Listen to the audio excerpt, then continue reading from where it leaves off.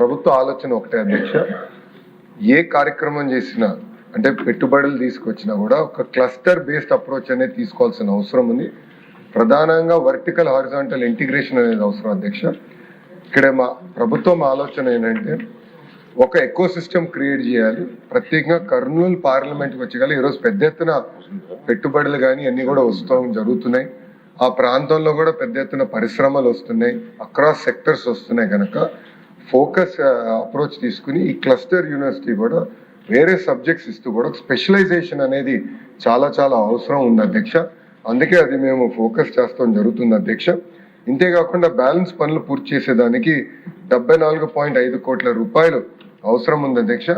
అది వచ్చే అకాడమిక్ ఇయర్లో శాంక్షన్ చేసి పనులు కూడా పూర్తి చేస్తానని గౌరవ సభ్యురాలకి తెలియజేస్తాం జరుగుతుంది. సమగ్ర శిక్ష అభియాన్ కింద ఉన్న ప్రాజెక్ట్ కింద పనిచేస్తున్న ఉపాధ్యాయులకి అదేవిధంగా డేటా ఎంట్రీ ఆపరేటర్స్ కి జీతాలు ఎంత చెల్లిస్తున్న దానిపైన మారటం జరిగింది అధ్యక్ష.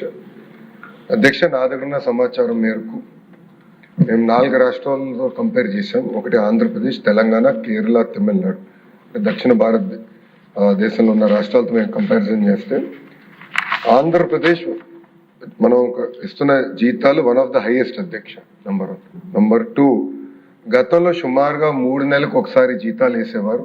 అలాంటిది ఈరోజు 1వ తారీఖు నాడు మేము జీతాలు వేస్తాం జరుగుతుంది అధ్యక్ష. ఒకసారి కానీ మీరు ఈ ప్రోగ్రామ్ చూస్తే ఇది సిఎస్ఎస్ అధ్యక్ష, సెంట్రల్లీ స్పాన్సర్డ్ స్కీమ్. అంటే 60% కేంద్ర ప్రభుత్వం ఇస్తుంది, 40% రాష్ట్ర ప్రభుత్వం ఇస్తుంది. మనం ఏం నిర్ణయం తీసుకున్నా కేంద్ర ప్రభుత్వ ఆమోదంతోనే తీసుకోవాల్సిన అవసరం ఉంది అధ్యక్ష. అందుకే నెక్స్ట్ పిఏబి మీటింగ్ అనేది జరుగుతుంది. ఆ పిఏబి మీటింగ్ లో తప్పనిసరిగా మనకు పనిచేస్తున్న వాళ్ళ కోసం తప్పనిసరిగా మేము పోరాడుతాం. జీతాలు పెంచేదానికి మీ కేంద్ర ప్రభుత్వం కూడా తో సంప్రదింపులు చేసి మేము ఆ ప్రక్రియ ముందలు తీసుకెళ్తామని గౌరవ సభ్యులు తెలియజేస్తున్నారు అధ్యక్ష. అదేవిధంగా అధ్యక్ష, మీరు చూస్తే సీజనల్ హాస్టల్స్ గురించి చెప్పారు.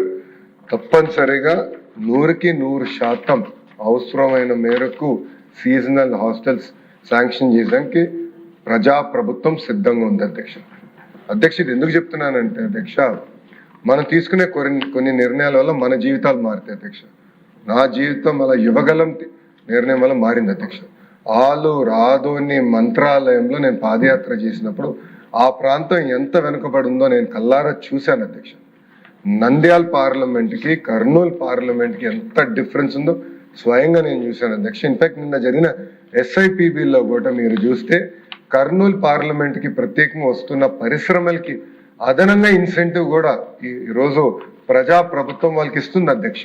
ఎందుకంటే ఆ ప్రాంతాన్ని పైకి తీసుకెళ్ళాలి, ఆ ప్రాంతాన్ని ముందుకు తీసుకెళ్ళాలి, పెద్ద ఎత్తున పెట్టుబడులు తీసుకెళ్ళాలని లక్ష్యంతో మేము పనిచేస్తున్నాం అధ్యక్ష.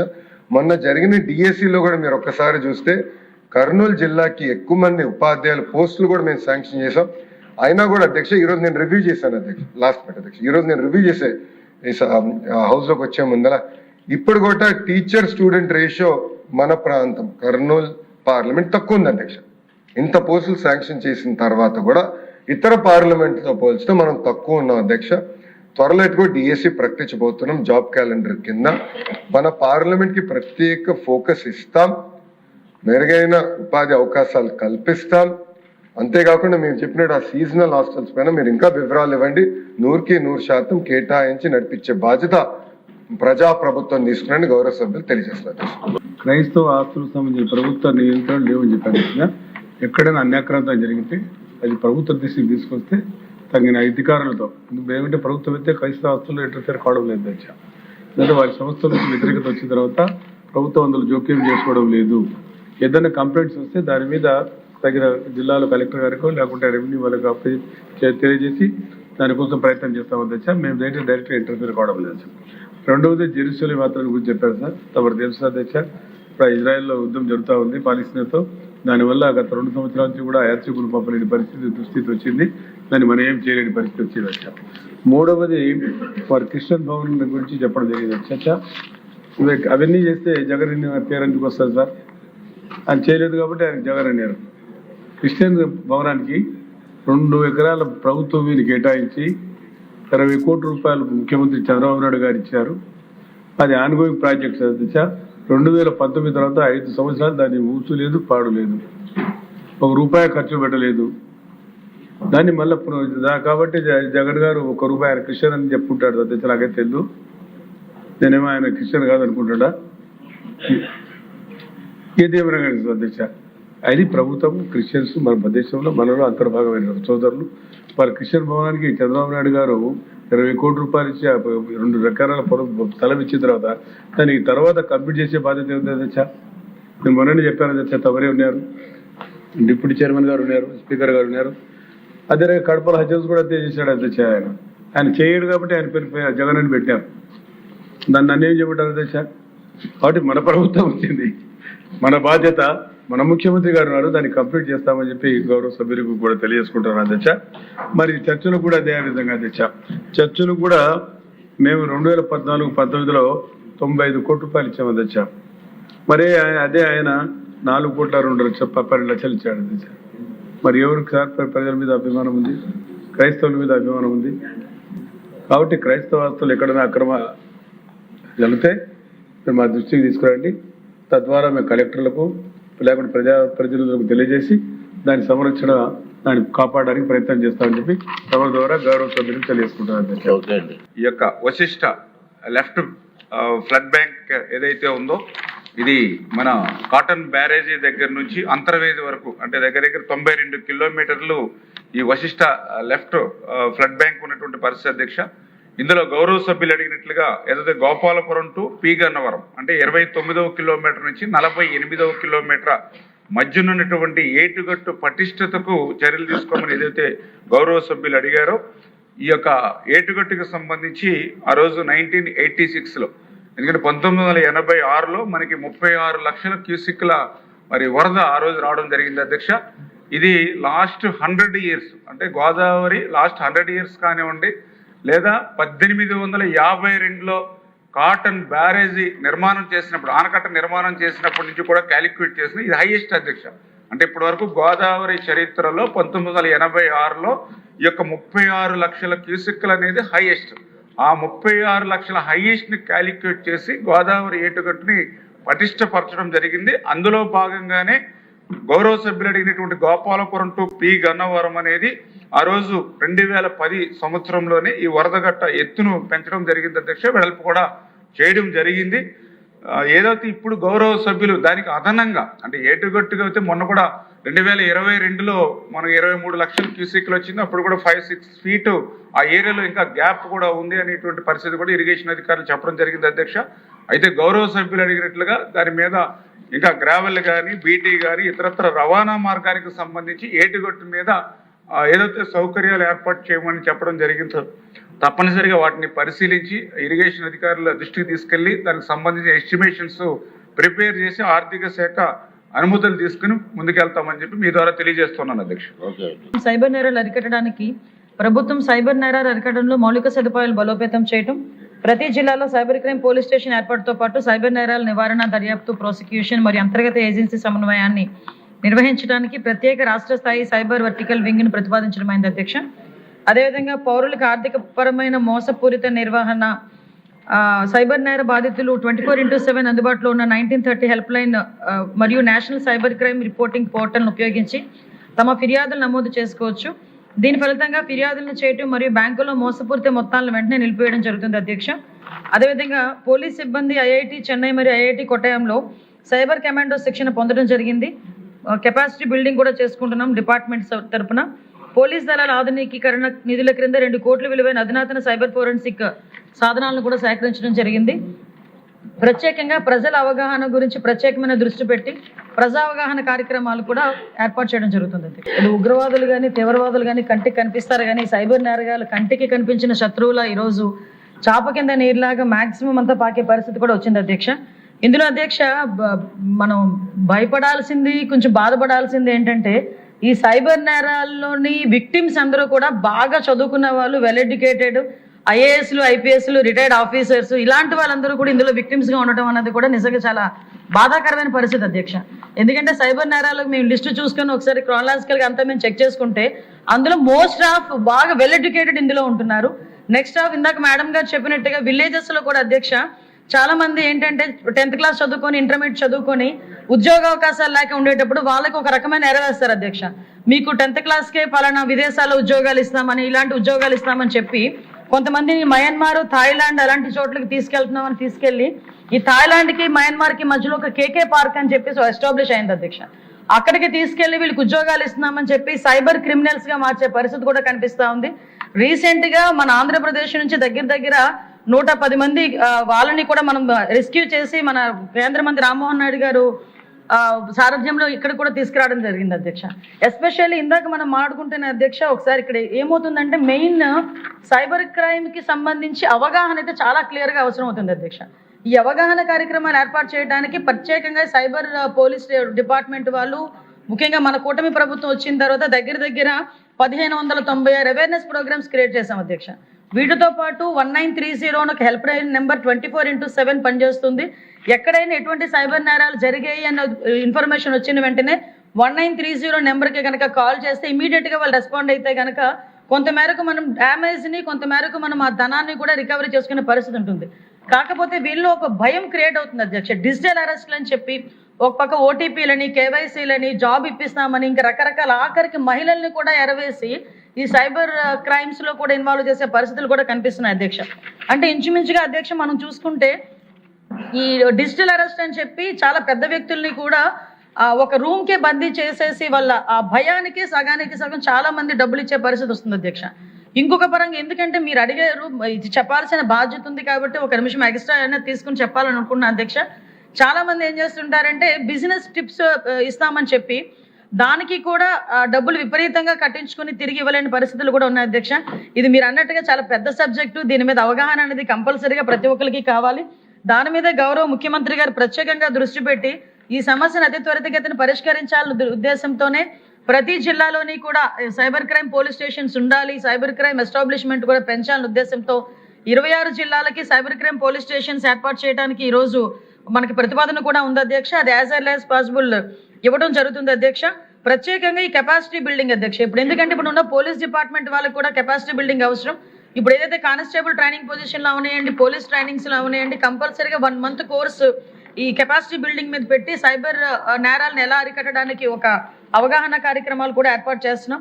ఎస్పెషల్లీ భయం వల్ల, గ్రీడీ వల్ల, ఈ లోన్ యాప్స్ వల్ల మ్యాక్సిమం కొన్ని పారామీటర్స్ ఉన్నాయి అధ్యక్ష.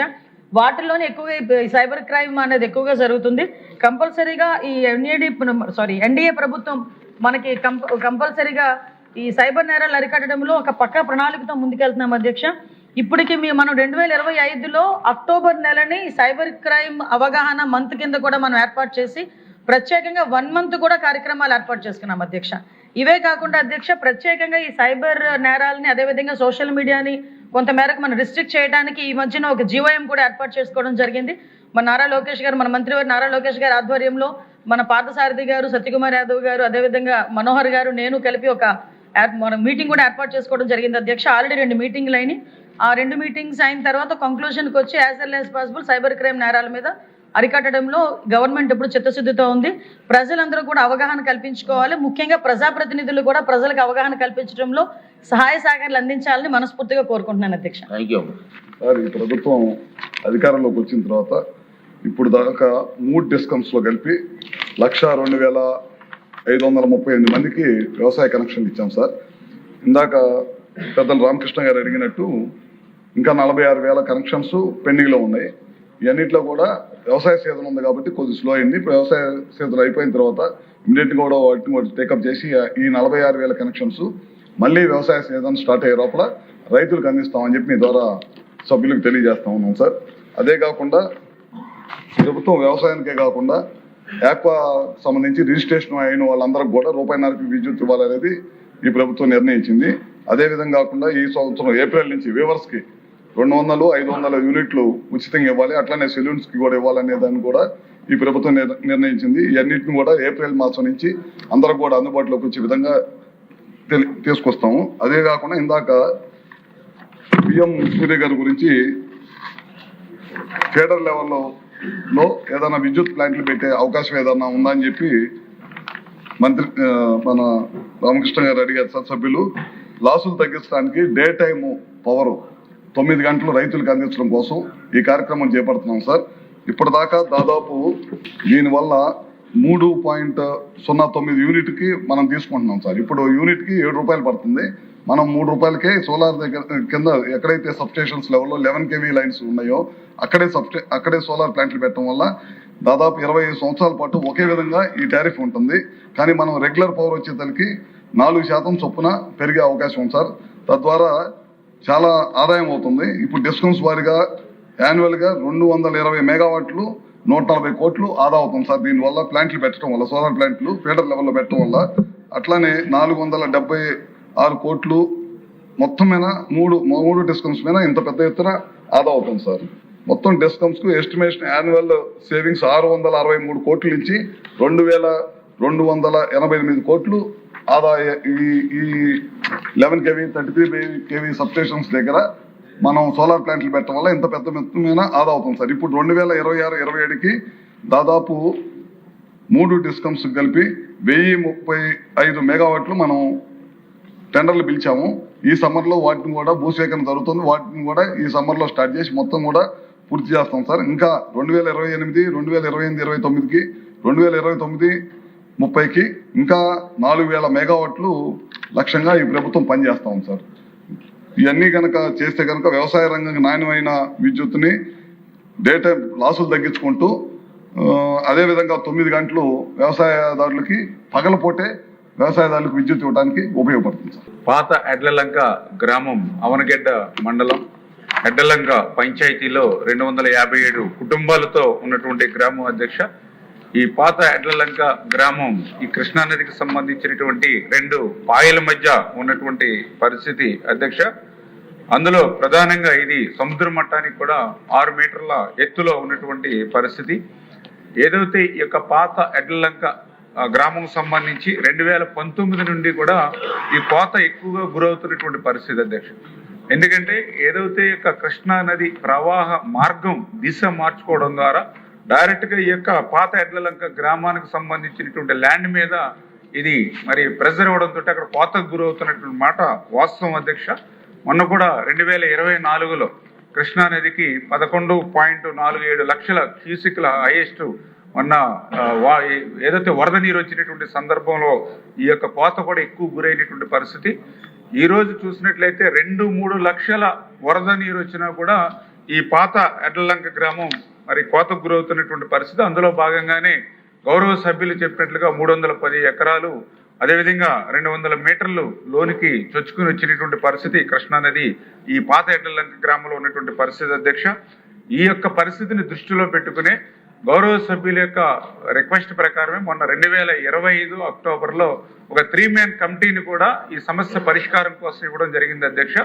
అందులో ఎవరైతే ఎస్సీ, ఆర్డీఓ, పీడీ, హౌసింగ్ ఈ 3-man కమిటీని వేయడం జరిగింది. ఈ 3-man కమిటీ కూడా అక్కడ అధ్యయనం చేసి వాళ్ళ ఒక 3 ఆప్షన్స్ ప్రభుత్వం ముందు కూడా పెట్టడం జరిగింది అధ్యక్ష. అందులో ఫస్ట్ ఆప్షన్ వస్తే ఏదైతే ఈ యొక్క ఎడ్లలంక గ్రామంలో పాత ఎడ్లలంక గ్రామంలో ఎవరైతే ఈ యొక్క 257 కుటుంబాలు ఉన్నాయో వీటిని మరింత సురక్షితమైనటువంటి ప్రాంతానికి తరలించడం ఒక మార్గం అని చెప్పి ఒక ఫస్ట్ ఆప్షన్ గా ఇవ్వడం జరిగింది. అయితే అక్కడ ఉన్నటువంటి సామాజికమైనటువంటి పరిస్థితులు అక్కడ ఉన్నటువంటి మత్స్యకారుల దృష్ట్యా ఈ యొక్క ప్రతిపాదనను వాళ్ళు తిరస్కరించి ఆ గ్రామం వదిలి వెళ్ళడానికి ఇష్టం లేనటువంటి స్థితిలో సెకండ్ ఆప్షన్ గా దానికి ఎగువన ఉన్నటువంటి ఎడ్లలంక, దానికి కొంచెం హైట్లో ఉన్నటువంటి ఎడ్లలంకలో ఏదైతే అప్రూవల్ లేఅవుట్ లో వాళ్ళకి ఇళ్ల స్థలాలు ఇచ్చినట్లయితే కొంతమేర మరి వాళ్ళని సేవ్ చేయడానికి అవకాశం ఉంటుందనేది ఒక సెకండ్ ఆప్షన్. ఈ 2 కాని పక్షంలో 3వది ఏదైతే సాంకేతికంగా దాని రక్షణ అంటే ఏదైతే బాథమెటిక్ సర్వే, టోపోగ్రాఫిక్ సర్వే, అదేవిధంగా సాయిల్ టెస్టింగ్ సర్వే చేసి అక్కడ గ్యాబింగ్ వాల్ నిర్మాణం చేయడం ద్వారా కొంత ఆ యొక్క రక్షణ తీసుకోవచ్చు ఈ యొక్క పాత ఎడ్లలంక గ్రామానికి అని చెప్పి దానికి 50 కోట్ల రూపాయలతోటి ఎస్టిమేషన్ వేయడం జరిగింది అధ్యక్ష. ఇది సిడిఓ సెంట్రల్ డిజైన్ ఆర్గనైజేషన్ వాళ్ళ దగ్గర పెండింగ్ లో ఉంది. ఇది పరిశీలన ఉంది అధ్యక్ష. తప్పనిసరిగా గౌరవ సభ్యుల యొక్క సూచనల మేరకు భవిష్యత్తులో ఆర్థిక శాఖ యొక్క ఆమోదం ప్రకారం ముందుకెళ్తామని చెప్పి తెలియజేస్తున్నాం అధ్యక్ష. ల్యాండ్ పూలింగ్ సిస్టమ్ మరియు ల్యాండ్ అక్విజిషన్ ద్వారా ల్యాండ్ ని సేకరిస్తున్నాం అధ్యక్ష. అయితే ఇన్నర్ రింగ్ రోడ్డుకి సంబంధించి అది పీపీపీ మోడ్లో పోవాలని దాన్ని ప్లాన్ చేస్తున్నాం అధ్యక్ష. 3వ ప్రశ్నకు సమాధానం అధ్యక్ష, ఇన్నర్ రింగ్ రోడ్డు పీపీపీ మోడ్లో పోతున్నాం కాబట్టి దానికి ఫండ్స్ రైజ్ చేసేది విషయం రాదు అధ్యక్ష. అయితే ప్రధాన మౌలిక సదుపాయాల విషయం క్యాపిటల్ సిటీలు అడిగారు, ట్రంక్ రోడ్స్. దానికి ఏడీబీ, వరల్డ్ బ్యాంక్, హడ్కో, నాబార్డ్ ఇలా అనేక ఆర్గనైజేషన్ ద్వారా దాదాపు 40,847 కోట్లు సమకూర్చడం జరిగింది అధ్యక్ష. డి ప్రశ్నకు సమాధానం, ఈ యొక్క inner ring road land pooling అయిపోయిన తర్వాత టెండర్ అయితే అది 24 to 30 months పడుతుంది అధ్యక్ష. క్యాపిటల్ సిటీల ట్రంక్ రోడ్స్ ఏప్రిల్ 2027కి అయ్యే విధంగా ప్రణాళిక చేసి ముందుకు సాగుతుంది అధ్యక్ష. ఇన్నర్ రింగ్ రోడ్కి వస్తే 96.2 కిలోమీటర్లు లెంత్లో, వెడల్పు 75 మీటర్లు, 8+4 వరుసల కింద దీన్ని డిజైన్ చేసాం అధ్యక్ష. ఇది 2 ఫేజులు అనుకున్నాం అధ్యక్ష. ఫస్ట్ ఫేజ్లో కేతన్కొండ నుంచి నున్నా వరకు, రెండవ ఫేజ్లో నున్నా నుంచి కేతన్కొండ వరకు వయా కొండపల్లి రిజర్వ్ ఫారెస్ట్ ద్వారా. దీనికి సంబంధించి ఫస్ట్ ఫేజ్లో అయితే 67.6 కిలోమీటర్లు అధ్యక్ష. అది గుంటూరులో ఒక 14 విలేజ్లు, పల్నాడులో ఒక 3 విలేజ్లు, కృష్ణాలో 6 విలేజ్లు, ఎన్టీఆర్ దాంట్లో మొత్తం 26 విలేజ్లు అధ్యక్ష. దీనికి డిపిఆర్ పూర్తి అయిపోయింది అధ్యక్ష. దీని మీద యాక్చువల్గా ల్యాండ్ పూలింగ్ ఆల్రెడీ నోటిఫికేషన్ ఇచ్చి ల్యాండ్ పూలింగ్ స్టార్ట్ చేసాం. సభ్యులు అడిగినట్టుగా 6 నెలలు ల్యాండ్ పూలింగ్ అయ్యేటట్టుగా ఈరోజు కలెక్టర్ గారికి ఇన్స్ట్రక్షన్ ఇచ్చి దాని మీద ముందుకు పోతున్నాం అధ్యక్ష. అయితే ఈ అమౌంట్ విషయంకి వచ్చి యాక్చువల్గా అడిగారు. ఇన్నర్ రింగ్ రోడ్ అయితే పీపీపీ మోడల్లో పోతున్నాం అధ్యక్ష. ట్రంక్ రోడ్కి సంబంధించి యాక్చువల్గా మొత్తం 55 వర్క్స్ అధ్యక్ష. అందులో 45 వర్క్స్కి టెండర్లు ఇచ్చి 18,779 కోట్లకి యాక్చువల్గా టెండర్ ఇవ్వటం జరిగింది అధ్యక్ష. ఈ వర్క్స్ అన్ని కంప్లీట్గా టేకప్ చేసాం, అవన్నీ జరుగుతున్నాయి. అమౌంట్ కూడా ఇంతవరకు యాక్చువల్గా ట్రంక్ రోడ్స్ కావచ్చు, లేఅవుట్స్ రోడ్స్ కావచ్చు, బిల్డింగ్ కావచ్చు 6,280 కోట్లు కూడా పే చేయటం జరిగింది అధ్యక్ష. ఇవన్నీ కూడా 2027 మార్చి 27కి యాక్చువల్గా ఈ ట్రంక్ రోడ్స్ పూర్తవుతాయి. సంక్షేమానికి ప్రాధాన్యత ఇచ్చారు. అలాగే అధ్యక్ష, మౌలిక వసతులు, ఆర్థిక అభివృద్ధి, పరిశ్రమల అభివృద్ధికి కేటాయింపులు పెంచి మన విజనరీ ముఖ్యమంత్రి గారి ఆలోచనల మేరకు ఆంధ్రప్రదేశ్ను స్వర్ణాంధ్ర 2047 వైపు నడిపిస్తున్నారు. ముఖ్యంగా అధ్యక్ష, మన కూటమి ప్రభుత్వం మత్స్యకార సంక్షేమం కోసం జరిపిన కేటాయింపులు వారిపై మనకున్న అభిమానాన్ని మళ్లీ చాటుకుంది. మత్స్యకార సేవలో భాగంగా వారి పెన్షన్ 20,000 రూపాయలు పెంచి సుమారు 1,20,000 కుటుంబాలకు లబ్ధి చేస్తున్నాం. అధ్యక్ష, మహిళలకు ఈ కూటమి ప్రభుత్వం ఎప్పుడూ వెన్నుదన్నుగా ఉంటుందని ఈ వార్షిక బడ్జెట్ మరొకసారి ప్రూవ్ చేసింది. మహిళలకు 4,582 కోట్ల కేటాయింపు ద్వారా వారికి ఉచిత ఆరోగ్య సేవలు, ప్రెగ్నెన్సీ ప్రొటెక్షన్, ఉచిత ఆరోగ్య పరీక్షలు అందిస్తున్నారు. సెల్ఫ్ హెల్ప్ గ్రూప్స్ ద్వారా వారికి రుణ సదుపాయాలు కల్పించి వారికి ఉద్యోగ అవకాశాలు కల్పించడం ద్వారా మంచి ఫౌండేషన్ వేశారు. విద్య, స్కిల్ డెవలప్మెంట్లో ప్రత్యేక ట్రైనింగ్ ద్వారా వారి సామర్థ్యాన్ని పెంచగలిగాం. మహిళలకు రక్షణ కోసం శక్తి యాప్, ఉచిత బస్సు, మహిళా పారిశ్రామికవేత్తలు లాంటి వాటికి కేటాయింపులు జరిపి మహిళలు అంటే ఈ ప్రభుత్వానికి ఎంత గౌరవమో తెలుపుకుంది. అధ్యక్ష, దేశ భవిష్యత్తు మన యువత చేతిలోనే ఉంది. ఎవరికీ లేని ఒక స్ట్రెంగ్త్ ఈ ఆంధ్ర రాష్ట్రానికి ఉంది. అదే మన యువ నాయకులు శ్రీ నారా లోకేష్ గారు. యువగళం పాదయాత్రలో వారి ప్లానింగ్, ప్రోగ్రామింగ్ ప్రాసెస్ అన్నీ మాకు అర్థమయ్యాయి. దానిలో భాగంగానే WhatsApp governance, AP wealth fund, deep technology, quantum computing వంటి కొత్త ఆలోచనలకు మొదటి అడుగులు పడ్డాయి. ఈ వార్షిక బడ్జెట్లో యువతకు విద్యా, ఉపాధి అవకాశాల కోసం భారీగా కేటాయింపులు చేశారు. ఇందులో భాగంగానే స్కిల్ డెవలప్మెంట్కు, స్పోర్ట్స్ ఇన్ఫ్రాస్ట్రక్చర్, స్టూడెంట్ స్కాలర్షిప్స్కు భారీగా నిధులు కేటాయించారు. Artificial intelligence, data science, drones, green టెక్నాలజీలో స్కిల్ ట్రైనింగ్కు అధిక నిధులు కేటాయించారు. ఈ సందర్భంగా మీ ద్వారా గౌరవ శ్రీ నారా లోకేష్ గారికి మా తుని నియోజకవర్గంలో ఒక స్కిల్ డెవలప్మెంట్ సెంటర్ ఏర్పాటు చేయవలసిందిగా రిక్వెస్ట్ చేస్తున్నాం. అలాగే అధ్యక్ష, 20 లక్షల ఉద్యోగాలు, subsidy loan for young entrepreneurs, స్టార్టప్స్కు ట్యాక్స్ సబ్సిడీ, ఎంఎస్ఎంఈ రంగానికి చేయూత, ఇన్నోవేషన్ హబ్స్, డిజిటల్ స్టార్టప్ లాంటి ఎన్నో యువతకు దిశానిర్దేశం చేసే పథకాలకు కేటాయింపులు చేశారు.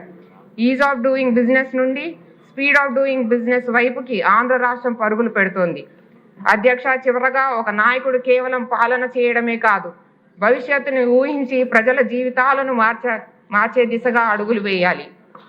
మన సీఎం గారి ఆలోచనలు ఈ రోజుకే పరిమితం కావు, రాబోయే తరాల కోసం కూడా ఉంటాయని ఈ బడ్జెట్ మరొకసారి చాటి చెబుతుంది.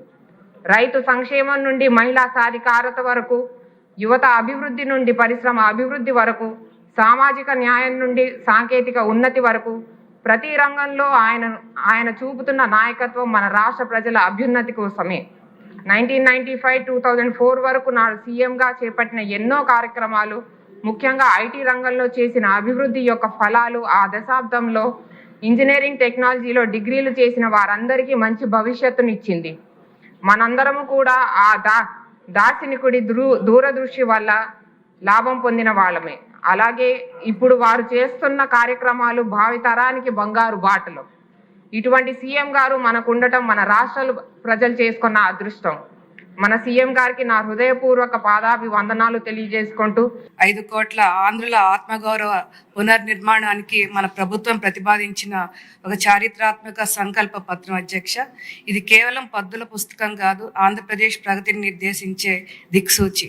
మొదటగా అగాధంలో ఉన్న రాష్ట్రాన్ని ఆకాశం వైపు నడిపిస్తున్న మన దార్శనిక ముఖ్యమంత్రి శ్రీ నారా చంద్రబాబు నాయుడు గారికి, అలాగే నిరంతరం ప్రజలను పక్షాన్ని నిలుస్తూ గ్రామీణ ప్రాంతాల్లో పల్లె పండుగలు నిర్వహిస్తూ నిజమైన గ్రామ స్వరాజ్యం ద్వారా పల్లె ప్రజల్లో ఆత్మగౌరవాన్ని పెంపొందిస్తున్న మన ఉప ముఖ్యమంత్రి శ్రీ పవన్ కళ్యాణ్ గారికి, అదేవిధంగా గతాన్ని తవ్వుకుంటూ కూర్చోకుండా వర్తమానాన్ని చక్కదిద్దుకుంటూ భవిష్యత్తు బంగారు బాటలు వేసేలా ఒక ప్రగతి ప్రణాళిక వంటి 3,32,205 కోట్ల బడ్జెట్ అందించిన మన ఆర్థిక మంత్రి శ్రీ పయ్యావుల కేశవ్ గారికి నా హృదయపూర్వక ధన్యవాదాలు తెలియజేసుకుంటున్నా అధ్యక్ష.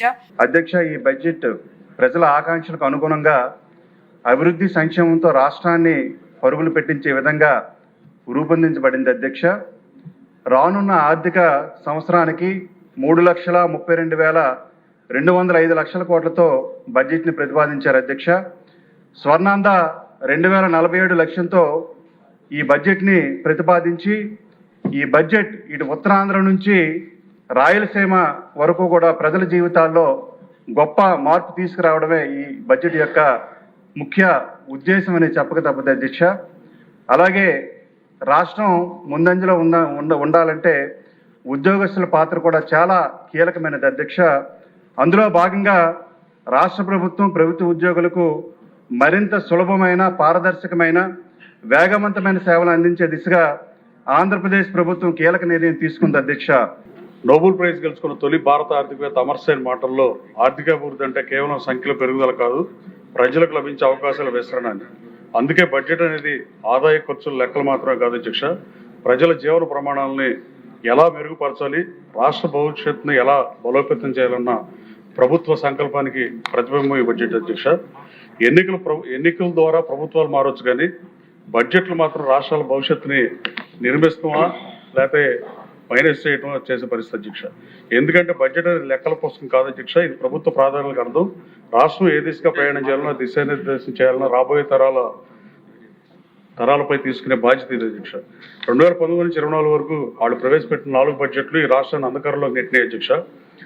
ముఖ్యమంత్రి చంద్రబాబు నాయుడు గారి స్పష్టమైన దృష్టి సంక్షేమం ప్రజలకు భరోసా ఇవ్వాలి, అలాగే అభివృద్ధి రాష్ట్రానికి భవిష్యత్తు నిర్మించాలని ఈరోజు మన ముందున్న ఈ బడ్జెట్ను 2 లక్ష్యాలుగా ప్రవేశపెట్టారని భావిస్తున్న అధ్యక్ష. 26-27 ఆర్థిక సంవత్సరానికి 3,32,205 కోట్ల వ్యయంతో బడ్జెట్ను ప్రతిపాదించింది అధ్యక్ష. ఇందులో రెవెన్యూ వ్యయం 2,56,193 కోట్లు కాగా క్యాపిటల్ ఎక్స్పెండిచర్ గురించి మనం ఆడుకోవాలి అధ్యక్ష. ఇది ఒకటే మాట అధ్యక్ష. క్యాపిటల్ ఎక్స్పెండిచర్లో 53,915 కోట్లు కేటాయించినందుకు పయ్యావుల కేశవ్ గారికి, ముఖ్యమంత్రి గారికి ధన్యవాదాలు తెలియజేస్తూ, ఇక్కడ ముఖ్యమైన విషయం స్పష్టంగా కనిపిస్తుంది అధ్యక్ష. ఖర్చు పెరగలా, పెట్టుబడి పెరిగింది. ఖర్చు పెరగడం అభివృద్ధి కాదు అధ్యక్ష, భవిష్యత్తును పెట్టుబడి పెరగడమే నిజమైన అభివృద్ధి అధ్యక్ష. గత సంవత్సరంతో పోలిస్తే క్యాపిటల్ ఎక్స్పెండిచర్ 33% పెరగడం ఈ బడ్జెట్ యొక్క అసలు బలం అధ్యక్ష. ఇది తాత్కాలిక ఖర్చు కాదు, భవిష్యత్తులో సంపదను సృష్టించే పెట్టుబడి. ఆర్థిక క్రమశిక్షణ పాటిస్తూ రెవెన్యూ లోటు నియంత్రిస్తూ అభివృద్ధి పెట్టుబడులు పెంచడం ఈ బడ్జెట్ ప్రత్యేకత అధ్యక్ష. సాధారణంగా బడ్జెట్ చర్చల్లో ఖర్చు ఎంత పెరిగింది అన్నదే మాడతారు అధ్యక్ష, కానీ ఖర్చు పెరగడం అభివృద్ధి కాదు అధ్యక్ష, భవిష్యత్తుకు పెట్టుబడి పెరగడమే నిజమైన అభివృద్ధి అధ్యక్ష. ఆ దిశగా 53,915 కోట్లు కేటాయిస్తాం స్వాగతించాలి అధ్యక్ష. 2019-24 మధ్య వైసీపీ ప్రభుత్వం 2020-21లో 20,690 కోట్లు, అలాగే 21-22లో 18,511 కోట్లు, 22-23లో 9,017 కోట్లు, 23-24 మొత్తం కలిపితే 72,379 కోట్లు మాత్రమే క్యాపిటల్ ఎక్స్పెండిచర్గా పెట్టింది అధ్యక్ష. 2022-23 కాగ్ రిపోర్ట్లో కేవలం 7,240 కోట్లు అంటే 3.48% మాత్రమే రాష్ట్రాల సరాసరి ఆ రోజున 13.48% ఉంటే కనీసం దాంట్లో ఎన్నో వంతుకి దరిద్రాన్ని తీసుకెళ్లిందో మనం చూస్తాం అధ్యక్ష. అలాగే కాగ్ ఆరోపించింది అధ్యక్ష, ఇది మనం ఆరోపించేది కాదు. 24-25లో మనం ఇంట్రీమ్ బడ్జెట్ పెట్టినప్పుడు 21,173 కోట్లు, 25-26లో 39,495 కోట్లు, ఇప్పుడు 53,916 కోట్లు. కేవలం 2 సంవత్సరాల లోపే 1,14,587 కోట్లు పెట్టడం ఈ 3 ఏళ్లకు సంబంధించి క్యాపిటల్ ఎక్స్పెండిచర్ తేడా రాష్ట్ర ప్రజలు కూడా గమనించాలి అధ్యక్ష. ఇవాళ సాగునీటి రంగానికి సంబంధించి కూడా నిధులు కేటాయించడం కానీ, వారు నిర్లక్ష్యం చేసినటువంటి కాలువల మరమ్మతులు కానీ, అదేవిధంగా ప్రాజెక్టుల నిర్మాణం కానీ, ఇతోధికంగా ఈ 20 నెలల కాలంలో మొత్తం కూడా ఏ విధంగా ముందుకు పోతా ఉన్నాయో చూసాం అధ్యక్ష. పోలవరం నిర్మాణం 72% పూర్తి చేసుకున్న నిర్మాణాన్ని పూర్తిగా నిర్లక్ష్యం చేసి నిర్వీర్యం చేసినటువంటి గత ప్రభుత్వం యొక్క నిర్లక్ష్యానికి మరి ఈ రోజున మళ్ళా 20 నెలల కాలంగా పోలవరాన్ని మనం పరుగులు పెట్టిస్తా ఉన్నారు అధ్యక్ష చంద్రబాబు నాయుడు గారి నాయకత్వంలో. ఈరోజు అదేవిధంగా మిగిలిన రంగాలు కూడా ఒకసారి చూసుకుంటే ఇలా పారిశ్రామిక వృద్ధి అధ్యక్ష, పూర్తిగా పరిశ్రమలు నిర్వీర్యం అయిపోయినాయి. గతంలో 14-19లో ఈ రాష్ట్రానికి వచ్చినటువంటి సాధించినటువంటి ప్రగతి, పారిశ్రామిక ప్రగతి అంతా కూడా వెనక్కి వెళ్ళిపోయింది అధ్యక్ష. నిర్వీర్యం చేశారు. స్థిరపడుతున్నటువంటి పారిశ్రామికవేత్తల్ని బెదిరించి రాష్ట్రం నుంచి తరిమి కొట్టినటువంటి పరిస్థితులు చూసాం అధ్యక్ష. అటువంటి పరిస్థితుల్లో 20 నెలల కాలంలో గ్లోబల్ పార్ట్నర్షిప్ సమ్మిట్ ద్వారా దాదాపు విశాఖపట్నంలో జరిగినటువంటి ఈ సిఐ సమ్మిట్ ఏదో ఉందో దాని నుంచి 13.25 లక్షల ఎంఓయూలు 610 ఎంఓయూలు తీసుకొచ్చి ఈ రోజున 16 లక్షల ఉద్యోగ అవకాశాలు కల్పించడానికి స్పష్టంగా ఇవాళ బాటలు వేస్తా ఉన్నారు. దావోస్ పర్యటనకి ముఖ్యమంత్రి గారు కానీ, నారా లోకేష్ గారు కానీ దావోస్ పర్యటనకి 2 సార్లు వెళ్ళినప్పుడు మొదటిసారి 2.5 లక్షల కోట్ల రూపాయలు, మొన్న 1 లక్ష కోట్ల రూపాయల పైన ఇవాళ పెట్టుబడులకు ఎంఓయూలు తీసుకొని దగ్గర 20 లక్షల ఉద్యోగాల అవకాశాలు ఏదైతే ఉందో యువగళం పాదయాత్ర ద్వారా నిరుద్యోగ యువతకు ఇచ్చినటువంటి మాటలు నెరవేర్చడం కోసం ఈ ప్రభుత్వం ఈ పార్ట్నర్షిప్ సమ్మిట్ల ద్వారా కానీ, దావోస్ పర్యటన ద్వారా కానీ ఈ రాష్ట్రంలో ఐటీ రంగం అభివృద్ధికి, పారిశ్రామిక వృద్ధికి, అదేవిధంగా బాటలు వేయటానికి ఆ యువతని నిర్లక్ష్యానికి గురైనటువంటి యువతకి ఉపాధి మార్గాలు చూపించడానికి అన్ని రకాలుగా కూడా మళ్ళీ ప్రయత్నాలు జరుగుతూ ఉన్నాయి అధ్యక్ష. ఈ ప్రవేశపెట్టిన బడ్జెట్ ని గౌరవ ముఖ్యమంత్రి గారి చొరవతో, ఆర్థిక శాఖ మంత్రి గారి చొరవతో, ముందు చూపుతో ప్రవేశపెట్టిన ఈ బడ్జెట్ ని మేము పూర్తిగా భారతీయ జనతా పార్టీ పూర్తిగా స్వాగతిస్తుంది అధ్యక్ష. కేంద్రంలో ప్రధానమంత్రి నరేంద్ర మోడీ గారు వికసిత్ భారత్ 2047 అని చెప్పి ఏ విధంగా బడ్జెట్ను ప్రవేశపెడితే మన ఆంధ్ర రాష్ట్ర రథ సారథి అయిన గౌరవ ముఖ్యమంత్రి నారా చంద్రబాబు నాయుడు గారు అధ్యక్ష స్వర్ణాంధ్ర 2047 అనే విజన్ తోటి బడ్జెట్ ప్రవేశపెట్టారు అధ్యక్ష. దీనికి ఈ వికసిత్ భారత్కి పునాదులు వేస్తుందని చెప్పడానికి ఏమాత్రం సందేహం లేదు అధ్యక్ష. గౌరవ ముఖ్యమంత్రి నారా చంద్రబాబు నాయుడు గారు చొరవతో కేంద్రంలో ఉన్న పెద్దల్ని మెప్పించి ఒప్పించి మనకి రావాల్సిన కేటాయింపులు కూడా అత్యధికంగా తీసుకొచ్చిన ఘనత గౌరవ ముఖ్యమంత్రి నారా చంద్రబాబు నాయుడు గారికి అని చెప్పి నేను తెలియజేసుకుంటున్నాను అధ్యక్ష. కేవలం ఒక ఉదాహరణకి చెప్పవలసిన అవసరం ఉంది అధ్యక్ష. 2026-27 బడ్జెట్లో కేంద్ర ప్రభుత్వము పన్నుల వాటా తరపున 64,362 కోట్ల రూపాయలు కేటాయించింది అధ్యక్ష. అట్లాగే అమరావతి అభివృద్ధికి సుమారు 5,000 కోట్ల పైన కేటాయించింది అధ్యక్ష. ఏదైతే పోలవరం మన జీవనాడి అనే మన ప్రాజెక్టుకి అధ్యక్ష 3,320 కోట్ల రూపాయలు ఏదైతే 41.15 మీటర్స్ వరకు ఎత్తు ఉండాలి అనే ఉద్దేశంతో అది కేటాయించింది అధ్యక్ష. ఇదొకటే కాకుండా అధ్యక్ష గౌరవ ముఖ్యమంత్రి గారు ముందు చూపుతో ఏదైతే మనకు ఆంధ్ర రాష్ట్రానికి కూడా మైనింగ్, ప్రాసెసింగ్, రీసెర్చ్ కూడా మనకు మద్దతు ఇవ్వడం జరుగుతుంది అధ్యక్ష. మినరల్ కారిడార్స్ కూడా మనకి డబ్బు ఇచ్చే పరిస్థితి ఉంది అధ్యక్ష. ఇదొకటే కాకుండా అధ్యక్ష కొబ్బరి, కోకో, జీడి మామిడి అన్ని కూడా మన ఆంధ్ర రాష్ట్రానికి మేలు చేసే ప్రక్రియ ఉంది అధ్యక్ష. ఇది మన ఆంధ్ర రాష్ట్రానికి కూడా సుమారు ఏదైతే స్త్రీ శక్తి అనే అద్భుతమైన పథకం గౌరవ ముఖ్యమంత్రి గారు ప్రవేశపెట్టారో ఈ ఆంధ్ర రాష్ట్రంలో 43 కోట్ల మంది ఉచిత టికెట్లు తీసుకుని వారు మహిళలు దాన్ని సద్వినియోగం చేసుకోవడం జరుగుతుంది అధ్యక్ష. దీనికి తోడుగా రేపొద్దుట రాబో కాలంలో అధ్యక్ష గౌరవ ప్రధానమంత్రి నరేంద్ర మోడీ గారు చేపట్టిన బడ్జెట్లో మనకి కూడా కనీసం 1000 బస్సులు వస్తాయని చెప్పి మేము ఆశిస్తున్నాం అధ్యక్ష.